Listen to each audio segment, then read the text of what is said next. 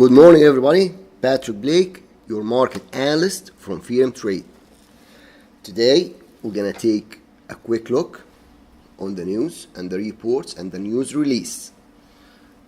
So, as you all know, we've been talking about the interest rates and the Federal Open Market Committee, and there's so much anticipation for that. So, definitely we'll get into it today.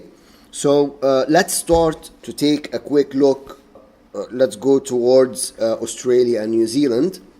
So with the Australian dollar, we will see that we do have the CPI, Consumer Price Index. The consumer prices account for a majority of overall inflation. Okay? Now, inflation is important to currency valuation. Why?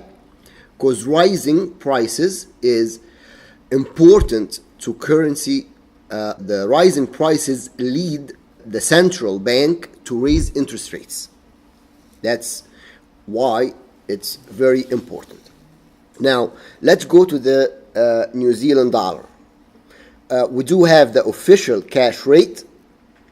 Basically, the Reserve Bank of New Zealand governor, the head, decides where to set the rate after consulting senior bank staff and external advisors. It's very important that I actually like that when you have your senior bank staff give you the ideas and what they think, and then you still do have to look outside for external advisors, and then you maybe compare and it's like kind of brainstorming kind of thing. That's regarding the AUD and the New Zealand. Let's go to the US dollar. I'm going to start with a couple news before we go to the FOMC. We do have the goods trade balance. Now, we do all know export demand and currency demand are directly linked together because foreigners must buy domestic currency to pay for the nation's exports. Second, that is regarding crude oil. We do have the crude oil inventories. Why it's important? It influences the price of petroleum products, which affects inflation, but also affects and impacts the growth as many industries rely on oil to produce goods. We all do know that oil is very important product and one of the most important commodities. Now, let's take a look at the FOMC. We do have the FOMC statement followed by the federal fund rate. The FOMC, Federal Open Market Committee statement, they discuss the economic outlook and offers clues on the outcome of future votes. You take a look at that, what they speak about, you read between the lines, you will understand where the future votes are going to land. Secondly, we do have the federal fund rate.